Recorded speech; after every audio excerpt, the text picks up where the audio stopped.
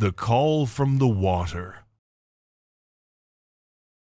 Let me take you back to early August 2005, maybe the first or 20th Friday of the month. My parents, my sister, and I had just started the first day our yearly vacation. If you don't know of it, there is a small barrier island that hangs off the bottom of Maryland that is a vaguely popular getaway destination. It's small, with a population of not a lot, and can honestly be described as a kind of tourist trap of sorts. To us, it was something special, in its own way. I suppose it still is now, even after everything. I still remember us pulling onto the island via the bridge that extends over the channel, hearing the cackling seagulls and the sight of boats bobbing in lazy waters, the heralds of our arrival to a week away from home. The sky was hazy that day, with wide, gauze-like expanses of cloud cover. A constant breeze blew in through the truck windows as my parents argued lightly about why the island seemed so empty when we arrived that week. Dad had been saying that folks were probably afraid of the incoming storms or something, joking about those same people missing a great deal on rental homes. I found out later that the prices had plummeted substantially in the weeks leading up to our vacation, and there was a lot of availability. Looking back now, I can see the signs of missing cars and less than crowded ice cream parlors. There were still a good number of other people on the island, but there was a feeling of emptiness to the place. It made the laughter of the gulls seem all the louder, taking up the silence left by diminished traffic. We had picked up our house key and made our way to our home away from home, the usual course of action. It had some gaudy tourist-trappy name that had been daubed on a signpost at the end of the crushed shell driveway. Of the details I do remember, that isn't one of them. All of the houses on the island had cheesy names, something to help lure tourists like us in, but it was a beautiful house. For some reason, I imagine it always will be despite whatever happens around it. It was painted in soft yet dark green, or was it gray, color, making the brilliant white of the trim and railings stick out like veneered teeth across the 2 stories of the house. Natural towering fences of hardy trees and ornamental grass separated everything but the backyards from the neighboring houses that stood a healthy distance to either side. It was a far cry from the crowded suburbia where we hailed from. Even then, the playful shouting and stomping of kids across a wooden deck next door could be heard as we stretched cramping legs. Like any other kids of our age, our assistance with unloading the truck lasted probably no more than 10 minutes. It didn't take much for my sister, Maddie, or I to start darting from room to room to check out our home away from home that week. The spacious rooms, clean and tidy from the housekeepers who had vacated just moments before we arrived, all had the same smell of sand and artificial lemon cleaner. We tore through them, inspecting every cabinet or loudly which room was going to be ours, shouting like junior conquistadors from the 20th floor sundeck. 2 boys in the backyard next door, imaginary peasants to our equally imagined royalty, had craned their necks up at us from their connected backyard as we drank in our temporary world. And from there we saw the backyard, from between the white posts of the railing. Through the glass double doors below us, past the back deck, and down the path leading off of it, was a small pier jutting out past the marshy water's edge. We had never had one close to one of the previous rentals before. Our feet had dashed down the steps, excited pleas babbling to our parents to let us go look. They had let us go out with a tired bemusement on 2 conditions: that we would come back if it didn't look safe, and to not bring any swampy mud back inside. Most of it was directed to me, since I was older than Maddie by 4 years. We had agreed to those terms with all the eagerness of children who hadn't listened to a word of it, and fled into the hazy sunlight beyond the doors. The air smelled of cut lawns, salt water, and low tide, all of it carried in a heady mix on the growing breeze. Tiny choppy waves danced and ebbed into the seagrass that reached up past the edge of dry land. Fiddler crabs had scampered into their burrows, our pounding approach across the planks of the pier. It was old but sturdy. Salt, rime, and algae growth marking the heights of the tide on the posts sunk into the earth. There is a certain magic to looking across a body of water to the land beyond, to feel another environment take hold of your senses. Maddie and I had giggled and laughed as we looked down, pointing out the shapes of larger crabs and tiny fish that moved in the murky green-brown waters. It was then that I saw it there from the edge of the pier, maybe 20 or so feet away, in the deeper waters to the left. I had to blink against the light shimmering on the surface to make sure it wasn't just trash someone had dumped off of a boat. "Hey, is that a horse under the water?" The words sound stupid now. But what else do you say when you see something like that? It was as if someone had dropped a carousel figure into the water, the general outline hard to mistake for much else. Maddie knew better, though. She was a bit of a horse nerd back then. Her room at our home sporting a sizable shrine of books and toys. There were even a couple of shirts that I used to make fun of her for, some of them stowed away in her luggage back at the house. Maddie had stood close to me, getting up on her tiptoes to see before saying, "They don't have horses here, Mikey. They only have ponies." "Same difference," I had mumbled, watching the strange sight before us. It sat there, seemingly grazing on the bottom of the shallow ocean bed, the head low and its form stationary. We couldn't make much of it from our spot, the waves making it difficult to pick out details as they rolled and rippled. The ocean waters made the painted hide look green and sickly, while strange, short spots and streaks decorated its pelt at random. Maddie had raised her hand in a wave and called out in a sing-song voice, "Hi, pony!"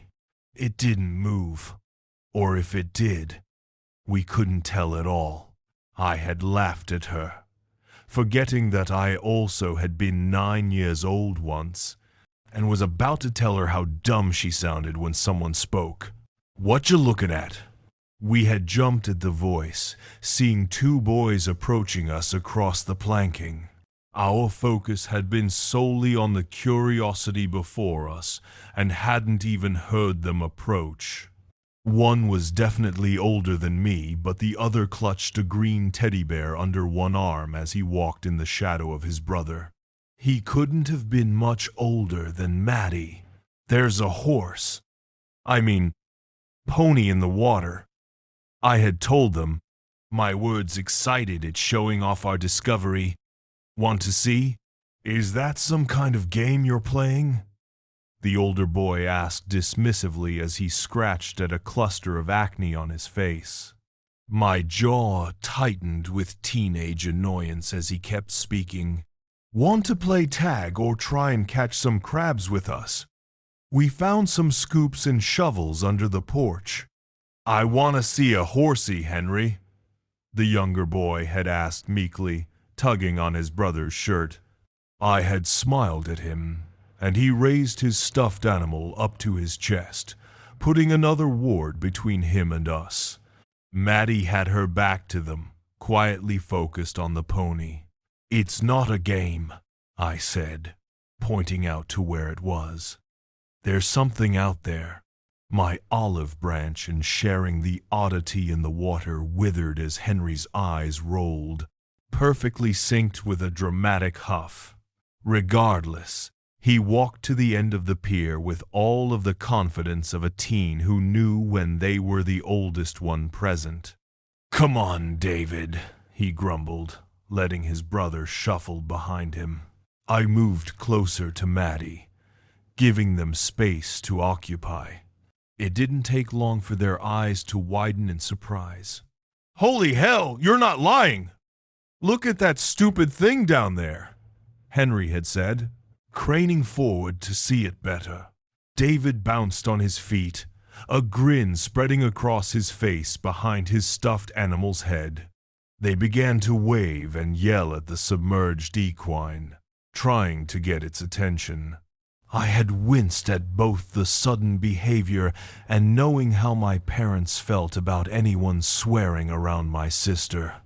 These kids were not my kind of friends, and I felt regret at even humoring the idea of them joining us in those moments. But I felt something else as I heard something. It was a plaintive whining sound, as if an RC car was held aloft while its tire spun. I knew it by heart and I spun in place. It was one that Maddie made when she was afraid of something. Her eyes were saucers staring out into the water, lip quivering as she continued her sad siren sound. "Mikey," she started in a whisper, so low that I had to bend close to hear her words pouring out in a panicked rush. "That's not a pony. Ponies need to breathe air. Why is it breathing water?"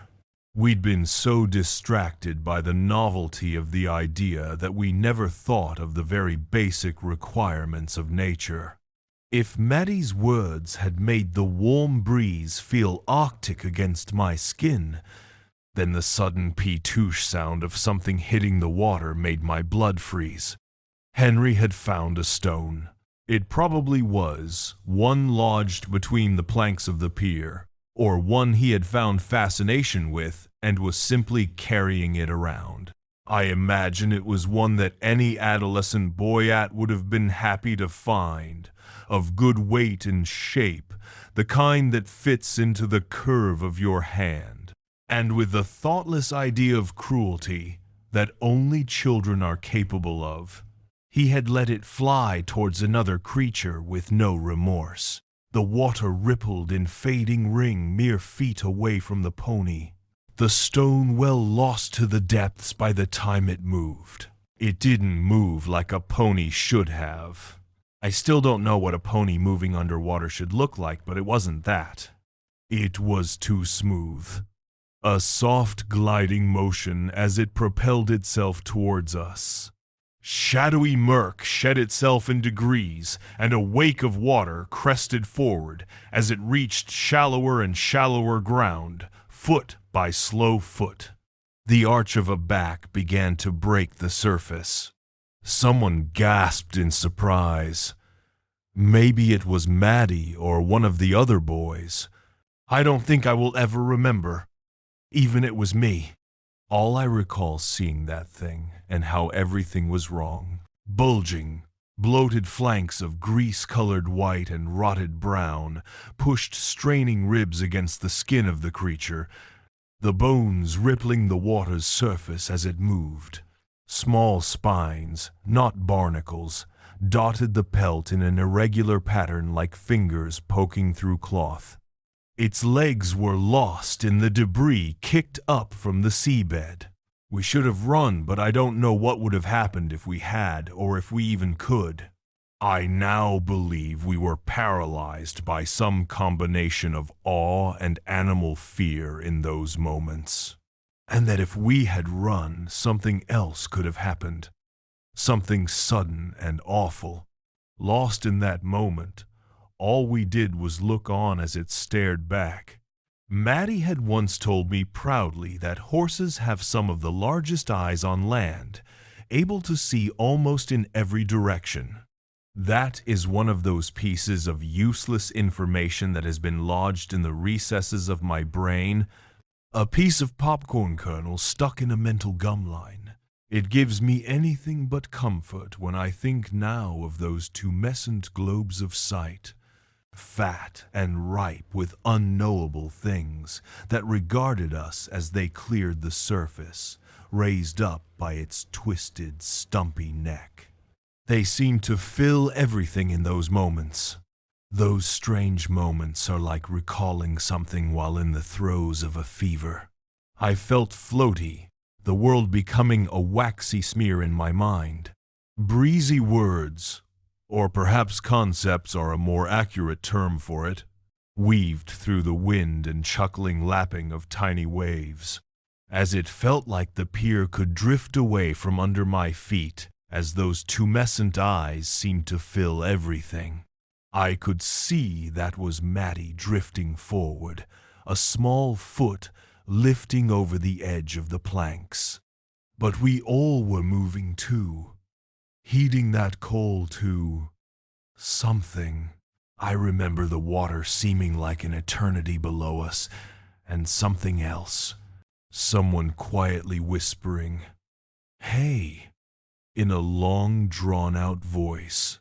Everything seemed so slow, and it wasn't until those eyes sunk like twin eclipses into the syrupy waves that the world caught back up to itself. The whispers became yells, the world becoming sharp and clear again in degrees. I grabbed Maddie, pulling her back as she tilted forward on the foot that was extended over the edge, barely keeping myself from toppling over either. Nobody was able to stop Henry from toppling over into the salt water. He erupted into shouts as he flailed and sputtered. David wailed at the top of his lungs, strangling the non-existent life from his teddy bear in a death grip. My dad sprinted across the yard, sunglasses bouncing off of his head. He continued shouting, his words growing clearer by the moment in my ears. I don't think I know the last time I had seen him run or in a panic before then. I don't think a lot of kids realize how bad things are until they see a parent run like that. He had charged down the walkway and splashed into the water, grabbing the floundering boy and guiding him back to firmer ground as his own shoes sank into muck. My heart had leapt into my throat when he had done that, fearing that he was so close to the thing that had been calling to us. But when I looked, there was no sign of the pony, just a scattering of sea foam and rippling water. With Henry back on firmer land, the two other boys had run back to their home at a tier. Their mother emerged shortly after, screeching like a banshee at my parents and us. It didn't take long to figure out that they blamed my sister and I for what happened, regardless of what we had collectively seen.